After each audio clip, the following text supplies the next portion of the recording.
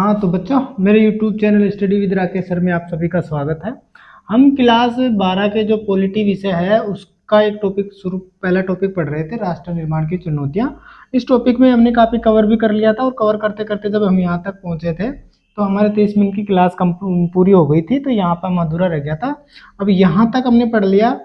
यहाँ तक आपको समझने के लिए और पढ़ने के लिए आपको पिछले 2 या 3 वीडियो 3 क्लासें अपलोड कर दी, उनको देखना पड़ेगा। तो हम यहाँ से आगे पढ़ते हैं। मैं यहाँ से इसको डिलीट मार रहा हूँ अब, और इससे आगे के पॉइंट्स क्या क्या हैं वहाँ से फिर शुरुआत करते हैं। ठीक है, ये चल रहा है हमारा इस टाइम पे चल रहा है जम्मू कश्मीर का भारत में विलय किस प्रकार हुआ। ठीक है, ये पढ़ रहे थे और इसमें पॉइंट लिखवाता जा रहा था मैं, और अचानक अपनी क्लास 30 मिनट की क्लास कंप्लीट हो गई थी, तो क्लास अधूरी रह गई थी। तो अधूरी क्लास को आगे बढ़ाते हुए, सिलसिले को आगे बढ़ाते हुए प्रारंभ करते हैं। ठीक है, तो इस दौरान जम्मू कश्मीर के राजा हरि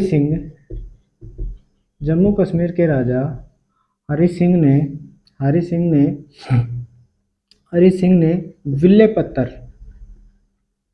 पत्थर भी कह सकते हैं आप, सहमति पत्थर भी कह सकते हैं, सहमति पत्थर, या फिर इसको इंग्लिश में बोलेंगे तो इंग्लिश में इस डॉक्यूमेंट को एक नाम दिया गया था, वो आपको याद होना चाहिए, और वो नाम था इंस्ट्रूमेंट ऑफ एक्सेशन,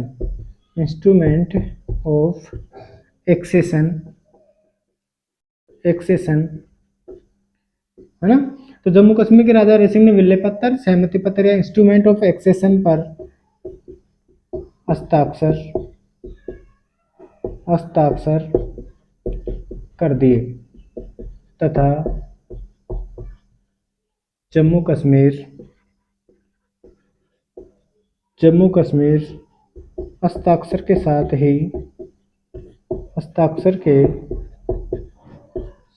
ही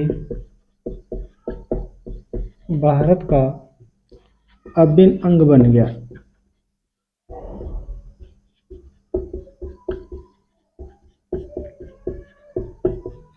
हालांकि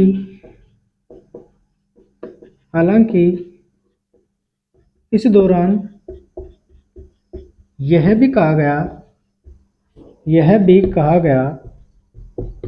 गया था कि जब स्थिति सामान्य हो जाएगी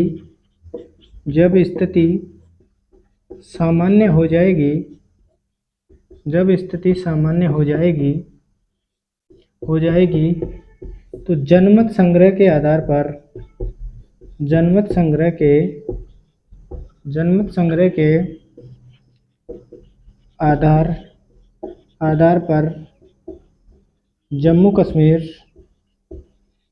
जम्मू कश्मीर को भारत अथवा पाकिस्तान को दे दिया जाएगा। लेकिन यह जनमत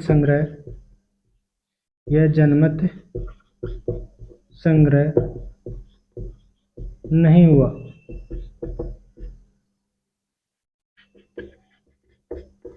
ठीक है, इस तरीके से ये पॉइंट अब पूरी मतलब बोर्ड भर गया है। तो मैं यहाँ के 2 पॉइंटों को समझाने की कोशिश करता हूँ कि जब राजा हरि सिंह ने जब पाकिस्तान ने जम्मू कश्मीर पर आक्रमण कर दिया, तो राजा हरि सिंह ने भारत के विलय पत्र या सहमति पत्र या इंस्ट्रूमेंट ऑफ एक्सेशन पर हस्ताक्षर करने के लिए हाँ भर दी, और उन्होंने इस पर हस्ताक्षर कर दिए। जैसे ही राजा हरि सिंह ने इस पर विलय पत्र या सहमति पत्र या इंस्ट्रूमेंट ऑफ एक्सेशन पर हस्ताक्षर कर दिए, तो जम्मू कश्मीर भारत का क्या बन गया, अभिन्न अंग बन गया, भारत में शामिल हो गया। हालांकि इस दौरान ये भी कहा गया था कि जो वहाँ की पब्लिक है, वहाँ की जनता है, जम्मू कश्मीर में रहने वाली जो जनता है, उसका जनमत संग्रह कराया जाएगा, वोट डलाए जाएंगे, यानी कि वोट डलाए जाएंगे। और जब वोट डालने के बाद अगर जिन लोगों को मतलब वोट में जो जीतेगा, यानी अधिकतर लोग ही इस पक्ष में वोट करते हैं कि हम पाकिस्तान में शामिल होंगे, तो जम्मू कश्मीर को पाकिस्तान को दे दिया जाएगा। अगर अधिकतर वोट भारत के पक्ष में पड़ते हैं कि हम भारत में शामिल होना चाहते हैं, तो फिर जम्मू कश्मीर को भारत को दे दिया जाएगा। इस तरीके का जनमत संग्रह कराया जाएगा, यानी वोटिंग कराई जाएगी, लेकिन इस प्रकार की वोटिंग आज तक नहीं हुई है। ठीक है कि नहीं? तो ये 2 पॉइंट हैं जो मैंने समझाने की कोशिश की है। ठीक है कि नहीं? अब आगे का पॉइंट लिखते हैं, तो मैं इसको मिटा देता हूँ।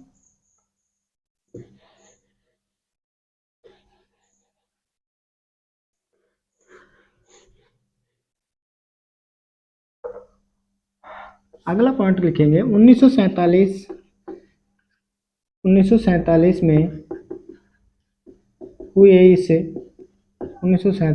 हुए इस युद्ध के दौरान पाकिस्तान ने जम्मू कश्मीर के कुछ हिस्से पर कब्जा कर लिया था,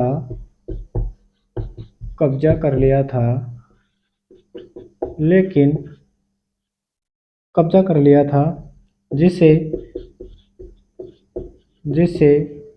जिसे पाकिस्तान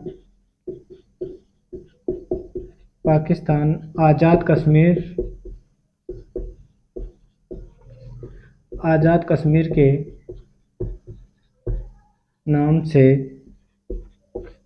नाम से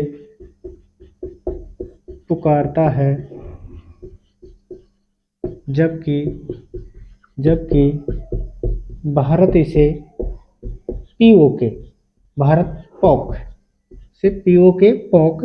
पोक का मतलब है, पोक का पूरा अर्थ हो जाएगा पीओके, पोक का पूरा अर्थ हो जाएगा पाकिस्तान ऑक्युपेड कश्मीर, KASHMIR। ठीक है, कश्मीर या फिर हिस्से का जो पाकिस्तान ऑक्युपेड कश्मीर है, इसका हिंदी अर्थ लिखेंगे पाकिस्तान अधिकृत कश्मीर।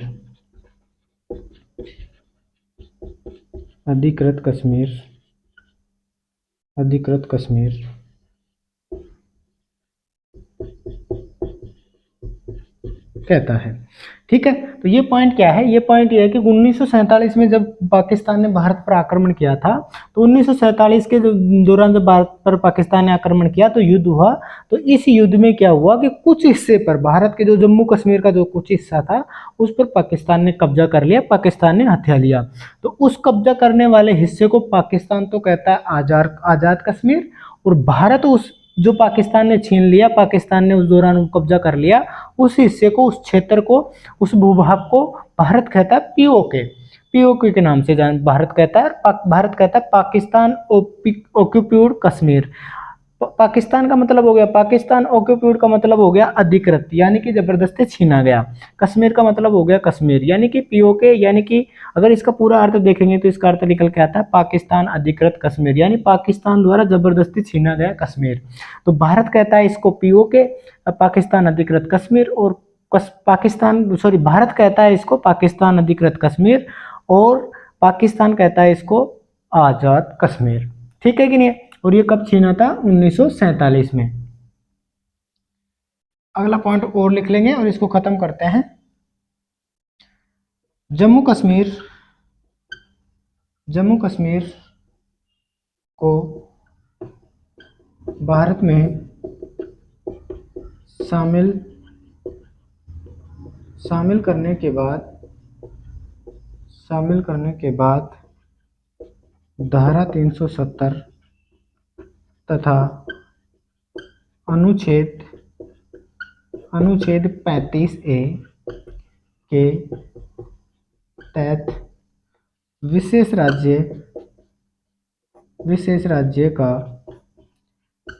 राज्य का दर्जा प्रदान किया गया।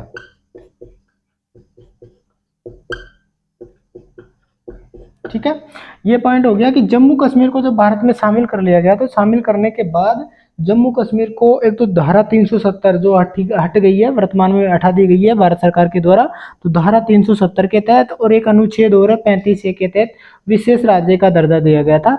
और विशेष राज्य के दर्जे में बहुत सारे प्रावधान थे, जिनमें बहुत सारे ऐसे प्रावधान थे कि अदर स्टेट का कोई वहां पर शादी नहीं कर सकता, वहां पर निवास नहीं कर सकता, बहुत सारी ऐसे उसमें प्रावधान थे। तो विशेष राज्य का दर्जा दिया गया था धारा 370, याद रखना, धारा 370 और अनुच्छेद 35A के तहत। ठीक है कि नहीं है, जब जम्मू कश्मीर को भारत में शामिल कर लिया गया था उसके बाद। ठीक है, इस तरीके से आपका जम्मू कश्मीर का ये पूरा जो भारत में विलय हुआ उसकी पूरी प्रक्रिया मैंने समझाने की कोशिश की है। ठीक है, अब मैं डिलीट कर रहा हूँ। अब आगे बढ़ते हैं, जम्मू कश्मीर से रिलेटेड कुछ बातें और पढ़ लेते हैं।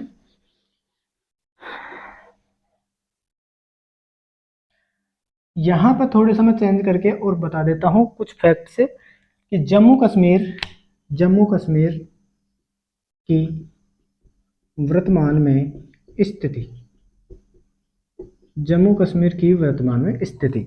ठीक है, 2-3 पॉइंट पढ़ते हैं इसमें। तो पहली स्थिति तो ये है कि जम्मू कश्मीर में जो विशेष राज्य का दर्जा 370 धारा और अनुच्छेद 35A के तहत दिया गया था वो वर्तमान में समाप्त कर दिया गया है। और पहला पॉइंट ये हो जाएगा कि अगस्त 2019 को भारत सरकार द्वारा धारा 370 तथा अनुच्छेद 35A को अनुच्छेद 35A को समाप्त कर जम्मू कश्मीर को प्राप्त विशेष राज्य के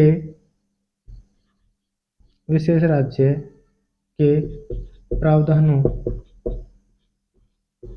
को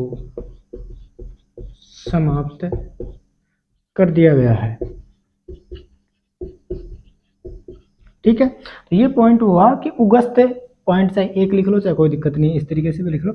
अगस्त 2019 में क्या किया भारत सरकार ने, जो 370 धारा 370 और अनुच्छेद 35A के तहत जम्मू कश्मीर को जो विशेष राज्य का दर्जा दिया गया था उसको भारत सरकार ने क्या कर दिया, अगस्त 2019 को क्या कर दिया, समाप्त कर दिया धारा 370। अब जम्मू कश्मीर सामान्य राज्य की तरह ही है और राज्य भी नहीं रहा है, अब ये 2 केंद्र शासित प्रदेशों में बट गया। तो दूसरा पॉइंट लिखेंगे, वर्तमान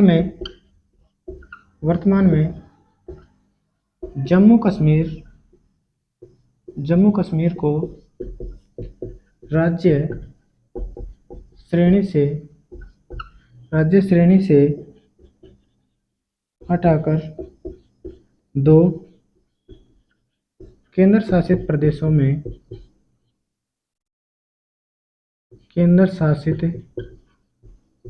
प्रदेशों में विभक्त कर दिया गया है या बांट दिया गया, विभक्त कर दिया गया है। और पहला आ जाएगा आपका जम्मू कश्मीर और दूसरा आ जाएगा लद्दाख।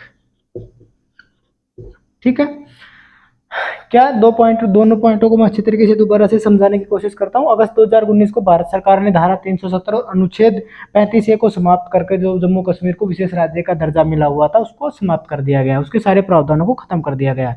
और वर्तमान में जम्मू कश्मीर की स्थिति ये रह गई है कि जम्मू कश्मीर को जो पहले राज्य कहलाता था, राज्य की श्रेणी से भी हटा दिया गया इस धारा 370 की समाप्ति के साथ ही, अनुच्छेद 35 की समाप्ति के साथ ही, और इसको 2 केंद्र शासित प्रदेशों में बांट दिया गया या विभक्त कर दिया गया। और वर्तमान में 2 केंद्र शासित प्रदेश कौन कौन से हैं, एक तो है जम्मू कश्मीर, दूसरा कौन सा है, लद्दाख। ठीक है, इस तरीके से आपके जम्मू कश्मीर से रिलेटेड पूरी चीजें पढ़ने की हमने कोशिश की है। ठीक है कि नहीं। अब हम आगे पढ़ेंगे, 1 मिनट में थोड़े पेन ले लूं।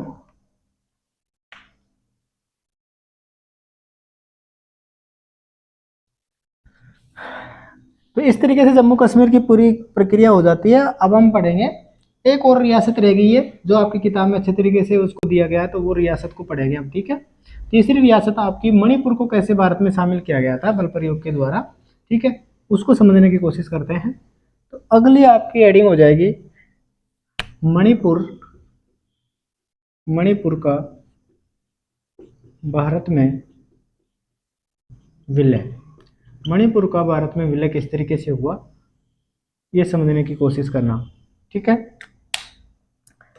मणिपुर का भारत में विलय किस तरीके से हुआ, तो पहला पॉइंट पॉइंटों की तरफ उसे पढ़ते हैं। तो पहला पॉइंट लिखेंगे मणिपुर, मणिपुर भारत के पूर्व में स्थित रियासत थी, ठीक है। तो मणिपुर भारत के पूर्व में स्थित है, आप भी जानते हो, तो पूर्व में स्थित रियासत थी, ठीक है। यहाँ के राजा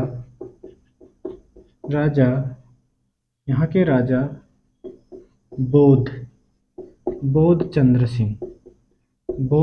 सिंह थे, जो कि अपना स्वतंत्र अस्तित्व बनाए रखना चाहते थे, स्वतंत्र अस्तित्व बनाए रखना चाहते थे, ठीक है। पहले पॉइंट में जल्दी जल्दी लिखवा देता हूँ, फिर मैं समझा दूंगा। लोग जनता लिखो, जनता के दबाव के कारण जून 1948 में राजा को चुनाव करवाने पड़े तथा इस तरह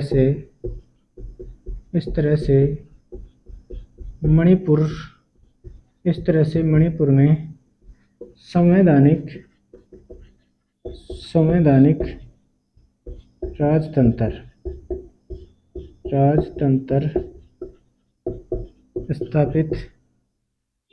स्थापित हो गया।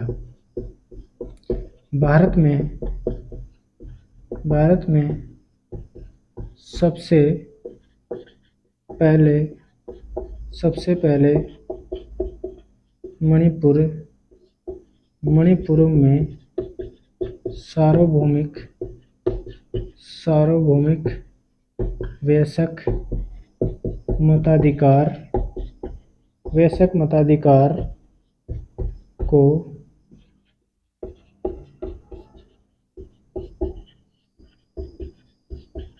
अपनाकर चुनाव हुए। भारत में पूर्ण रूप से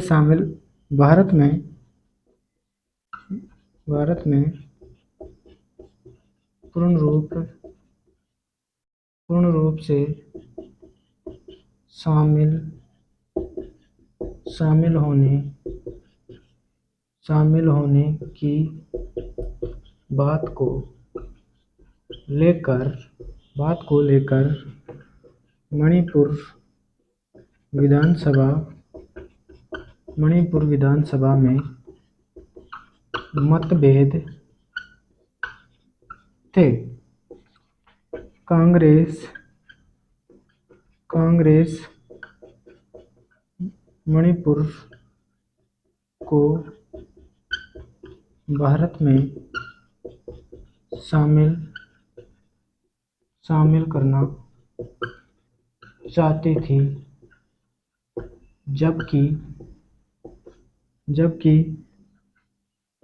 अन्य नेता ऐसा नहीं चाहते थे, ठीक है। आपको दिख नहीं रहा हो तो मैं समझा दूंगा, कोई दिक्कत नहीं है, ठीक है कि नहीं। अच्छे तरीके से क्या लिखा है मैंने समझाने की कोशिश करूंगा।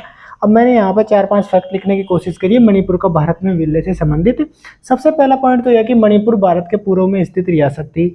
वर्तमान में देखोगे तो मणिपुर राज्य भारत के पूर्व में स्थित है। तो मणिपुर उस टाइम में रियासत थी, तो भारत के पूर्व में थी, अभी भी पूर्व में, तो पहले भी पूर्व में थी। तो पहले रियासत थी, अब राज्य बन गया है। तो मणिपुर भारत के पूर्व में स्थित रियासत थी। यहाँ के राजा थे राजा, ध्यान रखना राजा का नाम, राजा कौन थे, राजा कौन थे, बोध चंद्र सिंह। जम्मू कश्मीर के कौन थे, राजा हरि सिंह।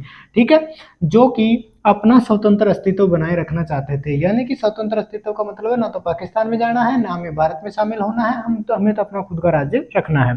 ठीक है, लेकिन जनता के दबाव के कारण जून 1948, डेट याद रखनी है, जून 1948 में राजा को चुनाव करवाने पड़े। जनता के दबाव हुआ और जनता के दबाव के आधार पर, मतलब कुछ सरकार का कुछ जनता का दबाव कि चुनाव होने चाहिए, और चुनाव हुए यहाँ पे जून 1948 में। यहाँ पे चुनाव करवाने पड़े, जनमत संग्रह के आधार पर चुनाव करवाने पड़े। इस तरह से मणिपुर में संवैधानिक राजतंत्र स्थापित हो गया, यानी कि जनता ने राजा के पक्ष में वोट कर दिया कि हम राजतंत्र चाहते हैं, हम भारत में शामिल होना नहीं चाहते, हम राजा को ऐसे कैसे चाहते हैं। वहाँ की जनता राजा से प्यार करती थी, तो वहाँ पर संवैधानिक राजतंत्र स्थापित हो गया। ठीक है, तो भारत में सबसे पहले मणिपुर में ही सार्वभौमिक वयस्क मताधिकार के आधार पर, यानी कि जो 18 वर्ष या जो भी निर्धारित आयु निर्धारित की गई होगी, वयस्क हैं तो 18 साल से ऊपर के लोगों को इसमें मताधिकार का अधिकार मिला होगा, मत देने का अधिकार मिला होगा, और सब लोगों को मत देने का अधिकार मिला इस तरीके से वयस्क लोगों को। और उन्होंने अपना वोट दिया, और वोट के आधार पर उन्होंने ये तय किया कि हम संवैधानिक राजतंत्र चाहते हैं, यानी हम राजा के पक्ष में, हम यहाँ राजा का राज्य चाहते हैं। ठीक है, वहाँ की जनता ने, और इस तरीके से वहाँ पर चुनाव होकर और राजतंत्र ही रहा। अब आगे क्या होता है, भारत में पूर्ण रूप से शामिल होने की बात को लेकर मणिपुर विधानसभा में मतभेद थे। यानी कि जो मणिपुर की उस समय जो मणिपुर की विधानसभा थी, उस विधानसभा में जितने नेता थे उनमें भी मतभेद थे। उनमें इस तरीके से मतभेद थे, कांग्रेस चाहती थी कि मणिपुर भारत में शामिल हो जाए, लेकिन अधिकतर नेता, कांग्रेस के नेता मान लो तो वो चाहते थे कि भारत में शामिल हो जाए, लेकिन अधिकतर नेता ऐसे थे जो ये नहीं चाहते थे कि मणिपुर भारत में शामिल हो जाए। वो भी राजतंत्र के पक्ष में थे, राजा के पक्ष में थे। ठीक है, इस तरीके से ये पूरी चीजें मैंने पढ़ाने की कोशिश की है। आगे पढ़ने से पहले मैं इसको मिटा देता हूँ। ठीक है,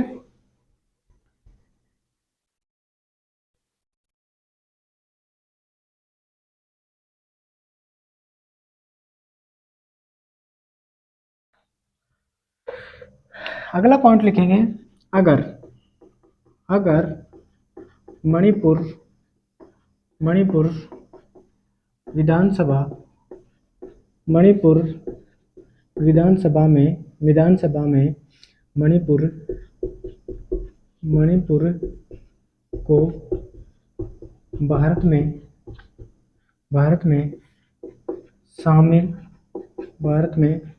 शामिल नहीं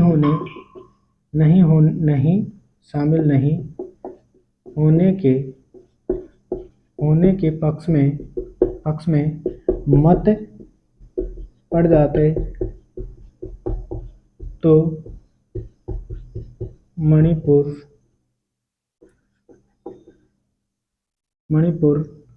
भारत में शामिल नहीं हो पाता। ठीक है, ये पॉइंट हो गया। अगला पॉइंट लिखते हैं, इस स्थिति को देखते हुए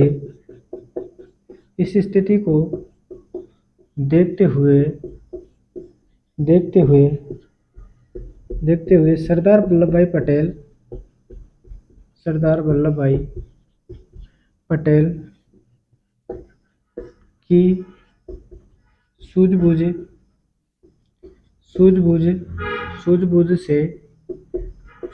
से भारत सरकार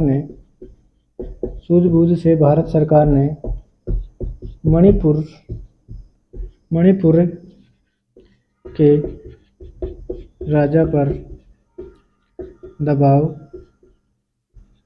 दबाव बनाया तथा सैनिक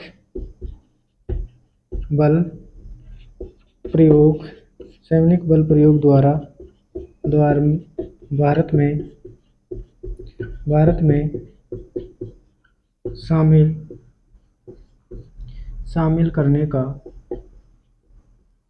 करने का डर दिखाया, जिससे राजा ने इंस्ट्रूमेंट ऑफ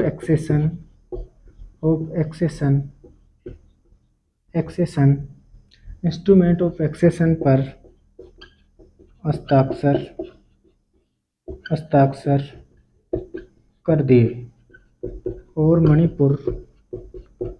मणिपुर भारत का अंग बन गया, अंग बन गया।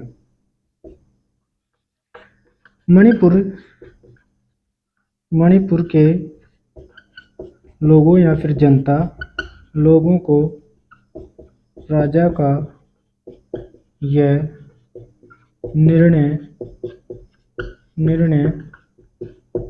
सही नहीं लगा तथा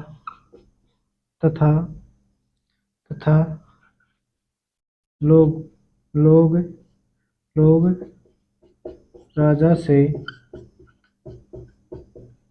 नाराज हो गए। हाँ, ठीक है। अब ये 3 पॉइंट मैंने लिखा है, इनको समझाने की कोशिश करता हूँ।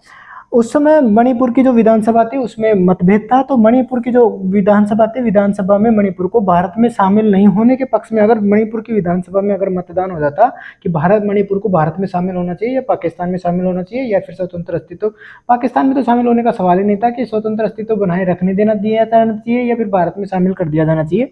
तो इस तरीके से अगर मान लो वोटिंग होती तो अधिकतर नेता तो चाहते थे, और अगर वोटिंग हो जाती विधानसभा में तो अधिकतर नेता यही चाहते, अधिकतर नेता इसी पक्ष में वोट करते कि मणिपुर को विधानसभा मतलब भारत में शामिल नहीं होना है, यानी कि स्वतंत्र अस्तित्व या राजा के पक्ष में वोट करते।